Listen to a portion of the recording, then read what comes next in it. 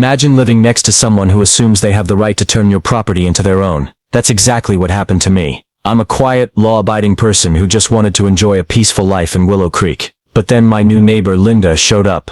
The type who loves sticking her nose where it doesn't belong. For me, it was my front lawn. A space I'd poured my heart into, turning it into a perfect patch of green with zosia grass. You'll soon see how I dealt with this blatant intrusion. And trust me, my solution was both clever and satisfying. Before diving into the story, comment where you're watching from, and don't forget to subscribe so you never miss the latest video. I'm Ethan, a programmer who works from home most of the time. My job can be stressful, endless lines of code, constant debugging, and Zoom calls with clients. That's why I cherish a quiet space to focus. I'm not a recluse, but I value privacy and peace to get my work done. A few years ago, I bought my first house in Willow Creek, a typical suburban neighborhood, with neat houses, trimmed lawns, families walking dogs and kids playing ball in the street. This neighborhood has an HOA that keeps everything to a certain standard. I was a bit nervous about that, having heard stories of petty rules, controlling boards, and neighbors wielding regulations like personal weapons.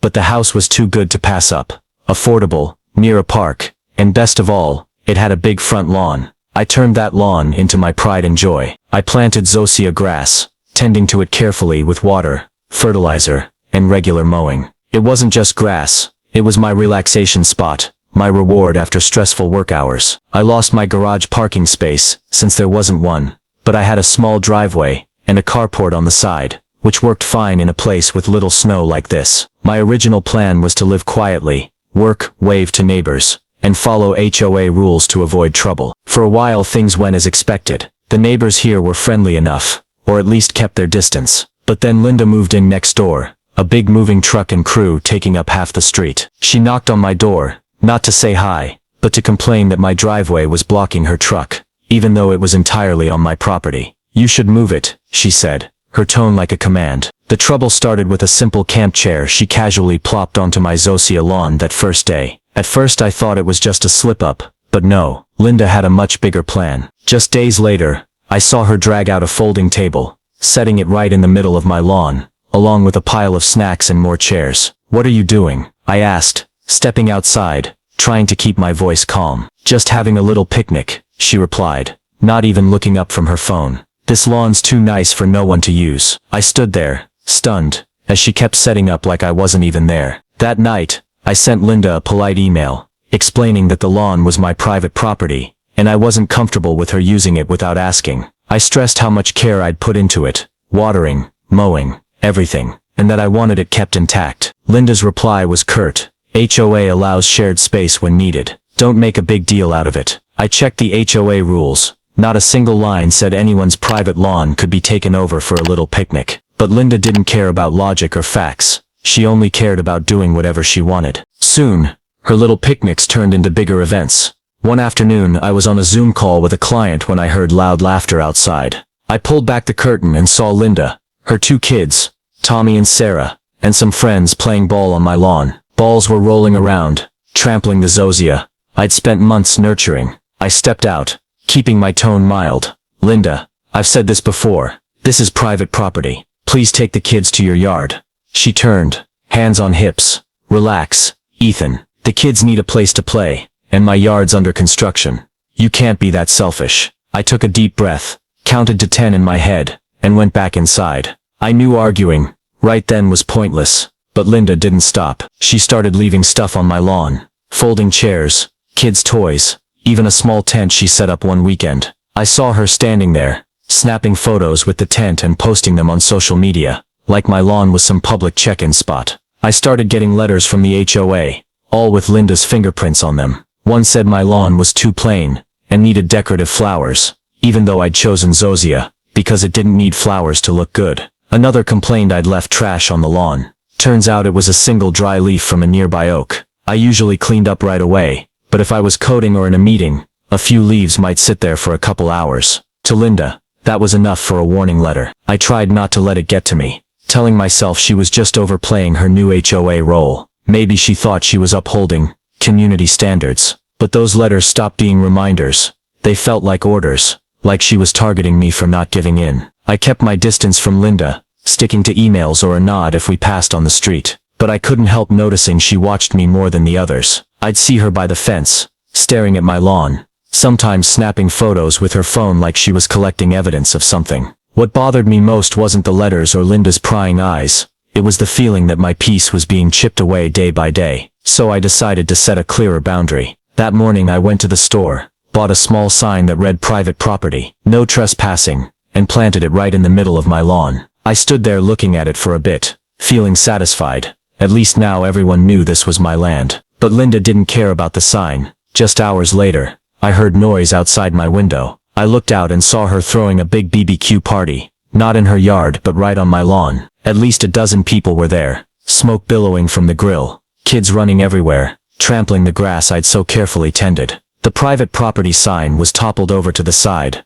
like someone had deliberately kicked it. I stepped outside, keeping my voice steady. "Linda," I put up the sign. "This is my lawn, not a party spot." She turned, holding a burger, smirking. "Oh, I saw the sign, but it's such nice weather today, and people need a place to hang out. Don't be so uptight, Ethan." I stood there, feeling the blood rush to my head, but I went back inside, not wanting to escalate it in front of a crowd. That night, I sent Linda another email, firmer this time. "Linda," I wrote, "I've made it clear this is private property. I'm asking you to stop using my lawn without permission. If not, I'll have to report this to the HOA. I thought that email would make her think twice, but Linda shot back. "HOA doesn't ban shared space when needed. Report it if you want, but I'm within the rules." I double-checked the HOA rules again. Nothing allowed her to turn my lawn into a party venue. But I was starting to see Linda didn't care about truth. She just wanted to win. I didn't give up. I started documenting everything, snapping photos each time she left stuff on my lawn, recording videos of the noisy parties with tents and crowds. I wanted proof, just in case I had to take this to the HOA or beyond. But Linda seemed to know what I was up to.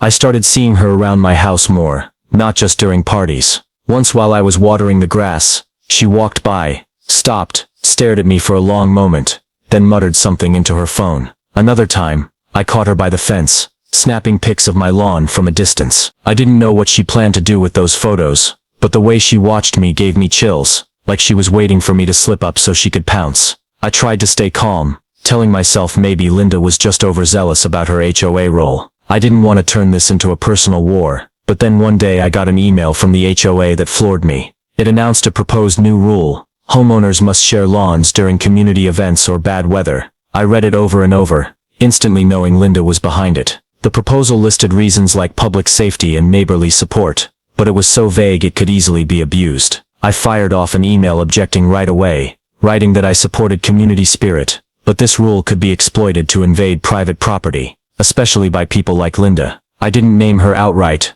but my point was clear. Despite my objection, Linda rallied enough supporters, people who thought it was a friendly gesture. The rule passed by a narrow vote. Linda didn't just take my lawn, she used HOA power to legitimize it. I'd tried setting boundaries, the sign, emails, objections, but nothing shook her arrogance. I started suspecting Linda didn't just want to use my lawn, she wanted to prove she could do anything and no one would stop her. And then one day she took it to a whole new level, making me realize that patience was no longer an option. It was a dreary, rainy afternoon, the kind where dark clouds roll in suddenly, and water runs in little streams along the curb. I was on a Zoom call with a big client, wearing headphones, trying to focus on a discussion about an important project. Amid the rain tapping the roof, I faintly heard laughter and clattering outside, but I was speaking, so I ignored it. When the meeting ended, I stood up, stretched, and stepped onto the porch to see what was going on. That's when I saw the sight that made my heart sink. Linda had set up a huge bright orange tent right in the middle of my lawn, complete with tables, chairs and a group of friends sitting under it to stay dry. I stepped outside, rain hitting my face, and approached Linda. She was standing under the tent, holding a coffee mug, chatting and laughing with the others like it was her own yard. "Hey," I said, keeping my voice calm, despite the anger boiling inside. "Everything okay?" Linda turned, flashing a smile that wasn't remotely genuine. "Oh, I just needed a dry spot since the streets flooded. You've got to be flexible in rain like this." I looked around. Sure, there were a few puddles on the road, but her yard was perfectly fine for a tent. "I get that rain's a hassle," I replied, "but you should have asked me first. This is my private property." Her demeanor flipped instantly, from fake friendly to snappy. "You don't own the rain," she snapped, her tone dripping with contempt. "This is an emergency, and the HOA rule allows space sharing. Take it up at the meeting if you want." I was floored. The rule she'd forced through didn't specify emergency as a light rain like this, but Linda was clearly twisting it to justify herself. I tried to stay composed, though anger surged. "I don't know of any rule letting you pitch a tent on my lawn just because of rain." She shrugged. "We'll hash it out at the next HOA meeting. Leave me alone for now." Then she turned back to her friends, ignoring me completely. I stood there in the rain, wet and fuming, staring at that garish orange tent like a blight on my beloved zoysia lawn. I went back inside, dried off and sat down with my laptop. I pulled up the email I'd sent objecting to Linda's rule, wondering if I should push harder. But I knew if I kept giving in, Linda would never stop. I started thinking back, the camp chair, the BBQ parties, the kids' toys, and now this tent. Every time I pushed back, she found a way to dodge or dismiss it. I wondered if she ever considered how I felt, or if to her my lawn was just something to exploit. I decided to document it. I grabbed my phone, snapped pics of the tent from the window, and recorded a short video with the sound of rain and the group's laughter underneath. I wanted solid proof that Linda wasn't just trespassing, but brazenly defying me. When I checked the private property sign I'd planted, I saw it had been knocked over by the wind, or maybe someone did it on purpose. I set it back up, but deep down, I knew Linda wouldn't care. She had her HOA rule as a shield, and she'd keep pushing my limits. That bright orange tent in the rain haunted me all night. Lying in bed, I tossed and turned, my mind racing with helplessness and frustration. Linda wasn't just taking my lawn, she was making me invisible in my own home. Ignoring everything, she used her power and shameless attitude to overpower me, leaving me feeling like a ghost. By then I realized that if I wanted my peace back, I couldn't keep playing by her rules. I needed a plan, something smart, unexpected, and strong enough to make Linda stop. And then it hit me. If she loved camping on my lawn so much, I'd turn it into a swamp no one would set foot on. I sat up the next morning, opened my laptop, and started researching. I wasn't a gardening expert, but I knew enough about zoysia to understand it needed well-drained soil. If I did the opposite, turned my lawn into a waterlogged muddy mess, Linda would have no reason to camp anymore. I searched how to make a small swamp,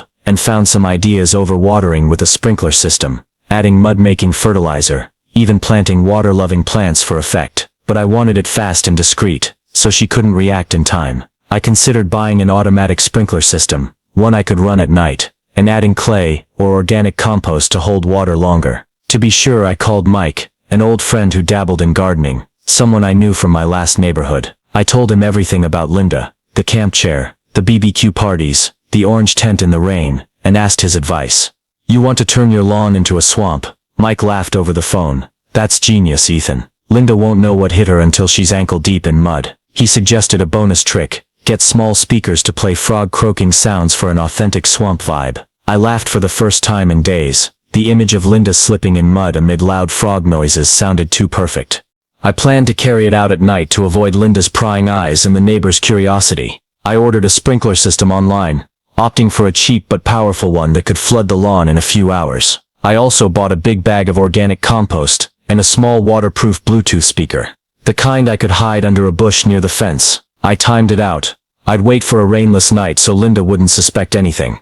Then turn on the sprinkler at midnight, letting the lawn soak before she could notice. I'd spread the compost first, mixing it into the soil to create a muddy mess, just enough for the zoysia grass to survive, but sloppy enough to drive Linda away. Leaning back in my chair, I gazed out at the lawn, picturing Linda stepping out the next morning, ready to set up her tent as usual, only for her shoes to sink deep into the mud. I grinned at the thought of that garish orange tent getting filthy, her friends scrambling away in a panic, and the frog croaks blaring like a taunt. But I knew I had to be careful. Linda could report me to the HOA if I made it too obvious. I decided to keep it within limits. No permanent damage, just enough to make her sick of it. If she asked, I'd call it a nature preservation project. A ridiculous excuse, but enough to throw her off. After a few days of prep, the items I ordered finally arrived. The sprinkler system, the bag of compost, and the small waterproof Bluetooth speaker. I stashed them in the shed, waiting for a rainless night to strike. I wanted Linda completely caught off guard. No suspicions until she stepped out and saw my precious lawn turned into a muddy swamp. I picked a clear, cloudless night, when the moonlight was just bright enough for me to work without a flashlight drawing attention. I texted Mike, "Tonight's the night," and he replied with a big smiley face, "And give her a lesson she'll never forget." Around midnight, when the neighborhood had settled into silence, I slipped outside. I wore a dark hoodie, carried a bucket and the compost bag, and started spreading the organic compost across the lawn. The smell wasn't too bad. This stuff was mostly dried grass and soil, but I knew once it mixed with water, it'd make the perfect gooey mud. I spread it evenly, focusing on the area near Linda's fence, where she liked to pitch her tent. Then I set up the sprinkler system. A series of small hoses with nozzles I hid under bushes and along the path. I double-checked to make sure it worked, then hooked it to the outdoor faucet. I tested it. A small stream sprayed out, soaking into the soil, and smiled. Everything was falling into place. I went back inside, grabbed the Bluetooth speaker, loaded it with a frog croaking sound I'd downloaded, and hid it under a bush near the fence. I turned it on at a low volume, not loud enough to wake anyone, but enough to sound like a real swamp. The steady ribbit blended with the trickling water from the sprinkler. I stood there for a moment, watching the zoysia lawn slowly flood, the soil softening into mud. I let the system run for 3 hours, checking from the window now and then to ensure no one spotted me. Near dawn, I shut off the water, leaving a slick muddy lawn glistening under the moonlight. The next morning, I woke up early, brewed coffee, and sat by the window to wait. I didn't have to wait long. Around 8, Linda stepped out of her house, wearing her usual boss lady t-shirt, holding a folding chair like she was about to set up something. She froze the second her foot hit my lawn. Her white sneakers sank into the mud, water splashing up to her ankles. "What the hell is this?" I heard her yell, her shrill voice echoing through the neighborhood. She tried to keep walking, but each step sank deeper, mud coating her shoes and pants. The frog croaks from the speaker kicked in right on cue, like they were mocking her. I sipped my coffee, stifling a laugh. Linda spun around, tossed the chair to the ground. It sank into the mud too, and stormed back to her house. Minutes later she pounded on my door, her face red with fury. I opened it, feigning surprise.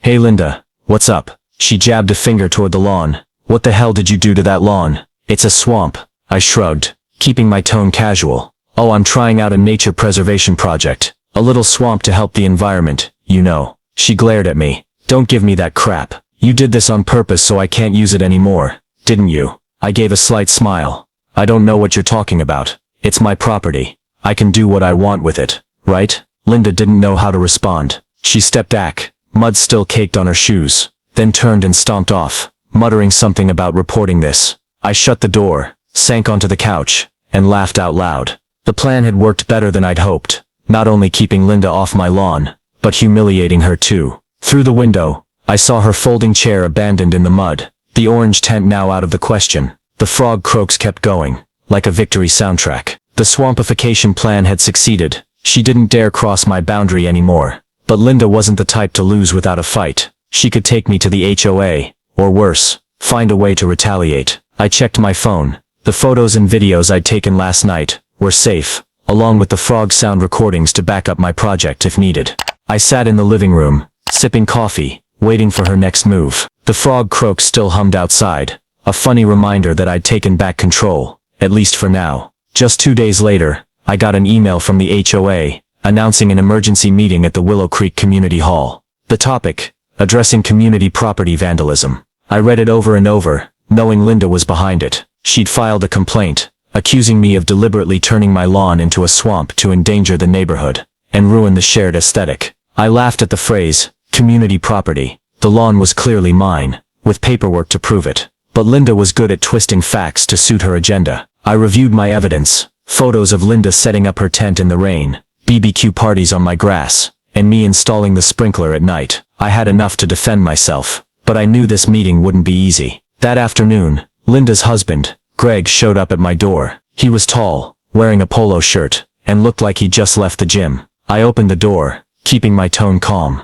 "Hey Greg, what's up?" He crossed his arms, staring down at me. "You think you're real smart, huh? Turning the lawn into a swamp. Linda's pissed, and I'm not happy either. You're gonna regret messing with us." I shrugged, refusing to be intimidated. "It's my property, Greg. If Linda doesn't like it, she doesn't have to step on it. I made that clear from the start." He stepped closer, his voice lowering. "Watch yourself, Ethan. This isn't over." Then he turned and walked off, leaving me standing there, annoyed but more determined than ever. I spent the evening prepping for the HOA meeting. I printed the emails I'd sent Linda, all the times I'd asked her to stop trespassing, along with my photos and videos. I also wrote a short note explaining my nature preservation project, that I was testing a small swamp for environmental study, not to harm anyone. I knew the excuse was flimsy, but it'd be enough to trip Linda up if she tried to attack me. I didn't want an all-out war, but if she wanted a fight, I wouldn't let her win.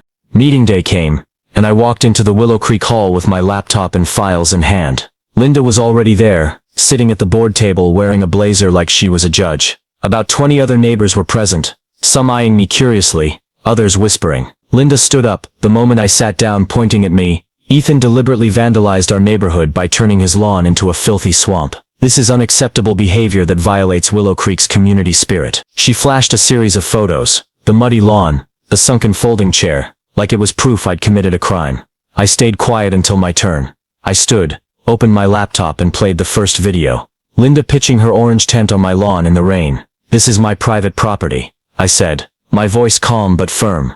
"Linda has repeatedly trespassed on it, from BBQ parties to kids' toys to this tent. Despite my requests via email and in person for her to stop, I showed more photos and videos, plus the emails I'd sent her. I turned my lawn into a swamp not to vandalize, but to protect it from unauthorized use. If the HOA thinks I'm wrong, show me which rule I've broken." Linda's face turned red, but she tried to counter. "You can't turn the neighborhood into a dump just because you don't like me." I replied, "It's my land, Linda. You don't get to decide what I do with it, just like I don't tell you what color to paint your house." A few neighbors nodded, but I knew Linda wouldn't give up. She threatened to call the police if I didn't fix the lawn immediately. I shrugged. "Go ahead if you want. I have papers proving this is private property, and I haven't done anything illegal." The meeting ended in tension, with the board scheduling another session to review. I spent the next few days organizing my evidence. Videos of Linda taking over my lawn, emails I sent her, and photos of the muddy lawn with my nature preservation project excuse.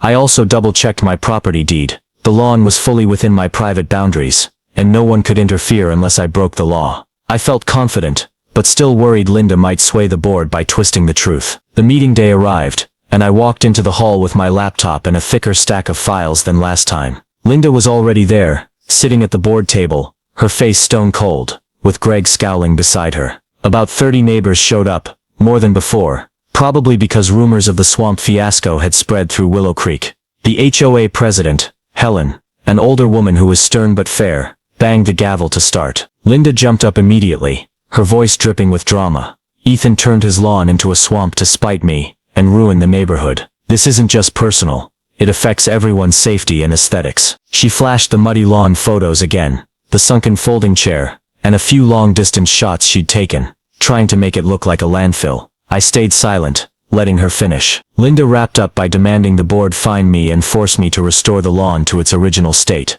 meaning turn it back into her personal campsite. Helen nodded, then looked at me. "Ethan, what do you have to say?" I stood, took a deep breath, and began. "I didn't do this to ruin anything," I said, my voice calm but firm. "I did it to protect my private property, which Linda has repeatedly invaded for months." I opened my laptop and played the video of Linda setting up her orange tent in the rain. This is one of dozens of times she's used my lawn without permission. From BBQs to kids' toys to this tent, despite my requests via email and in person to stop.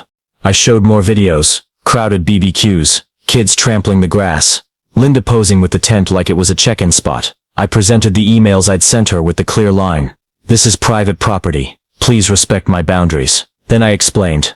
"I turned the lawn into a swamp to stop her from taking it over. It's my land, and I can do what I want with it as long as it's legal. If the board thinks I'm wrong, show me which rule I've broken." I paused, scanning the room. A few people nodded. Some whispered to each other. Linda leapt up. "He's deliberately humiliating me. This is vandalism, not protection." I shot back. "If I wanted to vandalize, I'd have done worse than a temporary mud pit." "Linda, you just don't like that you can't use my lawn as your backyard anymore." Her face flushed, but before she could say more, a neighbor, Jim, from the back of the room, spoke up. "Linda's hassled me too," he said. "She sent a complaint letter because my dog barked once, even though it was in my yard." Another neighbor, Carol, chimed in. "She measured my fence with a tape measure, and said it was 2 inches over regulation." The room buzzed with similar stories. Turns out I wasn't the only one Linda had bullied. Helen banged the gavel for order, then turned to Linda. "Do you have proof? Ethan's lawn is actually dangerous,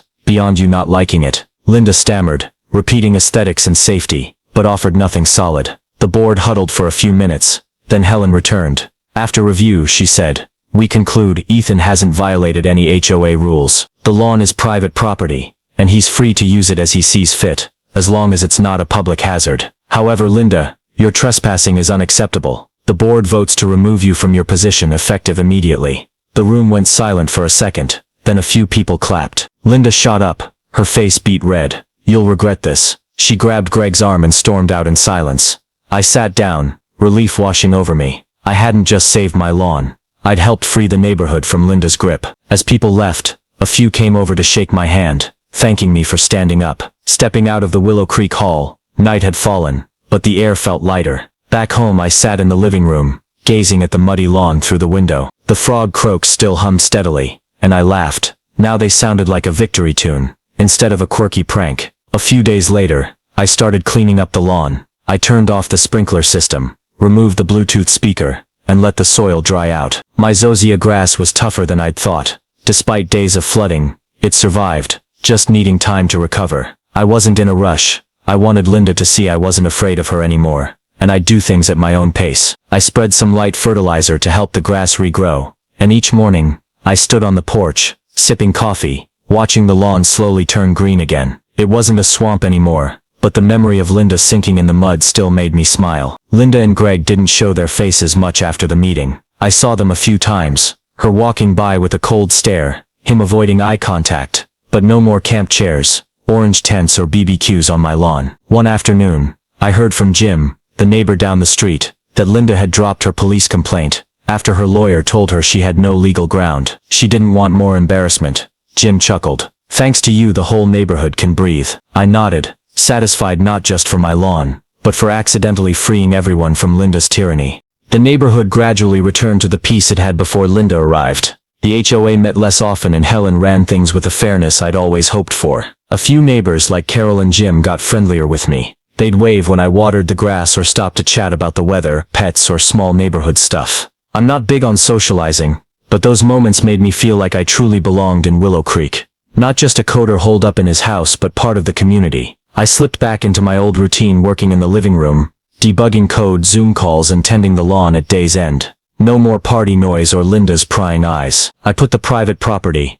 no trespassing sign back up in the middle of the lawn, not out of fear of intruders but as a reminder of what I'd overcome. Every time I looked at it I recalled the journey from helplessness to victory, not through fighting but with patience, creativity, and a bit of mud. Looking back I realized Linda unintentionally taught me a lesson sometimes. To keep your peace you have to step out of your comfort zone. I used to think living quietly, bothering no one, was enough, but when Linda showed up I had to stand up, not just for my lawn but for myself. I'm not proud of turning the lawn into a swamp.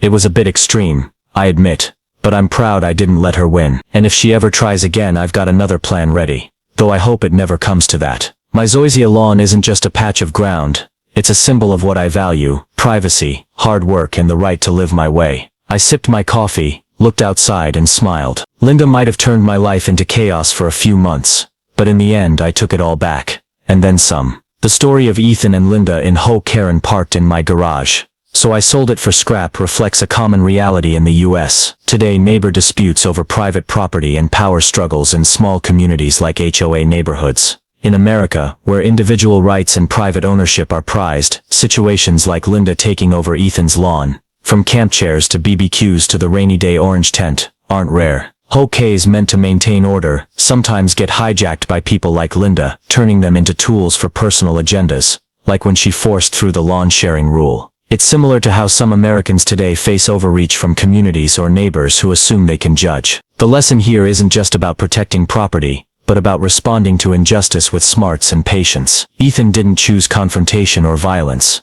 which could have landed him in legal trouble in the US, but used creativity to make his lawn a swamp, forcing Linda to back off. He also prepared thoroughly with evidence, videos, emails to win at the HOA meeting, showing the value of keeping records and knowing your rights. In real-life America, you could apply this by documenting every incident, like Ethan filming Linda, researching local laws, like him checking HOA rules, and sometimes, instead of pointless arguments, finding a surprising but legal fix, like Ethan's swamp. Ultimately, Ethan's win and Willow Creek's restored peace remind us that in a society valuing individuality like the US, standing up for your boundaries isn't just a right, it's a duty. as long as you do it wisely and with grounds. If you enjoyed the story of how I turned my lawn into a swamp to reclaim my peace from Linda, don't forget to subscribe for more fun tales. Thanks for watching, and I'll see you in the next video, hopefully with no more neighbors testing my boundaries.